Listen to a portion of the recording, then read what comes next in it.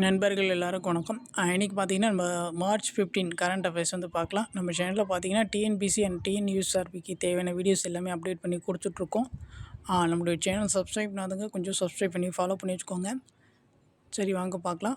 First point பாருங்கள். தமிழ்நாடு நாட்டிலேயே பொருட்கள் ஏற்றுமதியில் 3வது இடத்துல இருக்குது அப்படின்னு சொல்லியிருக்காங்க. நம்ம பொருட்கள் வந்து ஏற்றுமதி செய்கிறோம் இல்லையா, அந்த இதில் பார்த்திங்கன்னா இந்திய அளவில் வந்து தமிழ்நாடு வந்து 3வது இடத்துல இருக்குது. ஃபஸ்ட் ப்ளேஸில் பார்த்திங்கன்னா குஜராத் இருக்குது. செகண்ட் ப்ளேஸில் பார்த்திங்கன்னா மகாராஷ்டிரா இந்த மாநிலம் இருக்குது. சரிங்களா, அதுக்கடுத்து செகண்ட் பாயிண்ட் பாருங்கள், அது வந்து ரொம்ப முக்கியம். தமிழ்நாடு பார்த்திங்கன்னா நாட்டிலேயே தனிநபர் வருமானத்தில் 4வது ப்ளேஸில் இருக்குது. சரிங்களா, தனிநபர் வருமானத்தில் வந்து தமிழ்நாடு வந்து எந்த ப்ளேஸில் இருக்குதுன்னு கேட்டாங்கன்னா 4வது ப்ளேஸில் இருக்குது. அடுத்து பாருங்கள், தமிழ்நாட்டில் வேலை செய்யும் வயது மக்கள் தொகை பார்த்திங்கன்னா 2036 வந்து 63.6% குறையும் என அறிவிக்கப்பட்டுள்ளது. இப்போ 2021 பார்த்திங்கன்னா 66.4% இருந்துச்சு. இந்த வேலை செய்யும் மக்களுடைய வயது உழைப்பாளர்கள் குழு அப்படின்னு சொல்லுவோம் இல்லையா, நம்ம படிச்சிருப்போம் ஸ்கூல் புக்கில். அது பார்த்திங்கன்னா 2036 வந்து 63.6% வந்து குறையும் அப்படின்னு சொல்லியிருக்காங்க. 2021 பார்த்திங்கன்னா 66.4% வந்து இருந்துச்சு அப்படின்னு சொல்லியிருக்காங்க.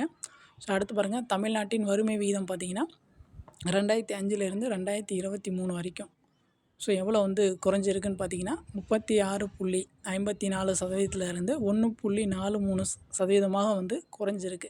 ஸோ இந்த டேட்டா வந்து முக்கியம், பார்த்துக்கோங்க. ஸோ அதுக்கப்புறமா பார்த்திங்கன்னா பணவீக்கம்.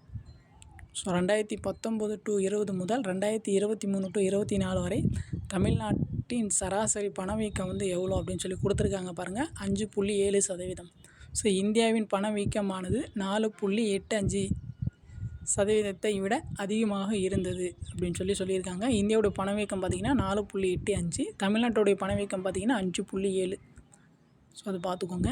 அடுத்து பாருங்கள், தமிழ்நாட்டில் விவசாயம் மற்றும் தொடர்புடைய நடவடிக்கைகள் கிராமப்புற தொழிலாளர்களின் 41.1% பேரை வேலைக்கு அமர்த்தியுள்ளன அப்படின்னு சொல்லியிருக்காங்க. இந்த விவசாயம் சம்மந்தமான தொழில்களில் பார்த்திங்கன்னா 41.1% வந்து வேலைக்கு வந்து அமர்த்தியிருக்காங்க தொழிலாளர்களை. அதை பார்த்துக்கோங்க. அதுக்கப்புறம் பார்த்திங்கன்னா உற்பத்தி திறன். ஸோ இது வந்து ரொம்ப முக்கியம். தமிழ்நாடு பார்த்திங்கன்னா எண்ணெய் வித்துக்கள், நிலக்கடலை, கரும்பு இந்த 3 பார்த்திங்கன்னா தமிழ்நாடு வந்து ஃபஸ்ட் ப்ளேஸில் இருக்குது உற்பத்தியில். ஸோ அப்கமிங் எக்ஸாம்ஸில் வந்து கேட்கலாம். எண்ணெய் வித்துக்கள், நிலக்கடலை, கரும்பு மற்றும் இந்த 3 பார்த்திங்கன்னா தமிழ்நாடு வந்து ஃபஸ்ட் ப்ளேஸில் இருக்குது. மக்காச்சோள உற்பத்தியில் தமிழ்நாடு வந்து செகண்ட் ப்ளேஸில் இருக்குது. நெல் உற்பத்தியில் பார்த்திங்கன்னா 3வது ப்ளேஸில் இருக்குது. ஸோ அதுக்கப்புறமா பாருங்கள், பல்கலைக்கழக தரவரிசை. QS உலக பல்கலைக்கழக தரவரிசையில் பார்த்திங்கன்னா நம்ம மெட்ராஸ் ஐஐடி வந்து 31வது ப்ளேஸில் இருக்குது. QS உலக பல்கலைக்கழக தரவரிசையில் வந்து மெட்ராஸ் ஐஐடி 31வது ப்ளேஸில் இருக்குது. இந்திய அளவில் பார்த்திங்கன்னா ஃபஸ்ட் ப்ளேஸில் இருக்குது. ஸோ இந்திய அளவில் பார்த்திங்கன்னா எப்போவுமே வந்து சென்னை ஐஐடி தான் வந்து ஃபஸ்ட் ப்ளேஸில் இருக்கும்.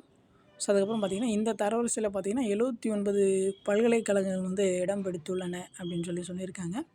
அதுக்கப்புறம் பாருங்கள், அப்பர் ஐடி. ஸோ அப்பர் ஐடின்னு என்னென்னு பார்த்திங்கன்னா டிஜிலாக்கர் மற்றும் கல்வி வங்கி கடன்களுடன் ஒருங்கிணைக்கப்பட்டுள்ளது. ஸோ அப்பர் லாக்கர் வந்து எதோட வந்து ஒருங்கிணைச்சிருக்காங்க அப்படின்னு பார்த்துக்கோங்க. டிஜிலாக்கர் மற்றும் கல்வி வங்கி கடன், ஸோ அது கூட வந்து ஒருங்கிணைச்சிருக்காங்க. அதுக்கப்புறம் பார்த்திங்கன்னா இன்னொரு முக்கியமான தினங்களில் பார்த்திங்கன்னா உலக நுகர்வோர் உரிமைகள் தினம் பார்த்திங்கன்னா மார்ச் 15. உலக நுகர்வோர் உரிமைகள் தினம் வந்து மார்ச் 15. தேசிய நுகர்வோர் உரிமை தினம் வந்து டிசம்பர் 24. தேசிய நுகர்வோர் உரிமை தினம் டிசம்பர் 24. உலக நுகர்வோர் உரிமை தினம் வந்து மார்ச் 15. ரெண்டையும் வந்து கன்ஃபியூஸ் பண்ணிக்கக்கூடாது. ஸோ அவ்வளோதான், இன்றைக்கி எனக்கு கரண்ட் அஃபேர்ஸ் வந்து முடிஞ்சு. உங்களுக்கு வேறு ஏதாச்சும் டவுட் இருந்துச்சுன்னா நீங்கள் வந்து கமெண்ட் பண்ணுங்கள், நம்ம வந்து ரெஸ்பான்ஸ் பண்ணுவோம். ஸோ இப்போ தான் வந்து நம்ம சேனல் ஃபஸ்ட் டைம் பார்க்குறீங்கன்னா கொஞ்சம் சப்ஸ்கிரைப் பண்ணி சப்போர்ட் பண்ணுங்கள். தேங்க்யூ.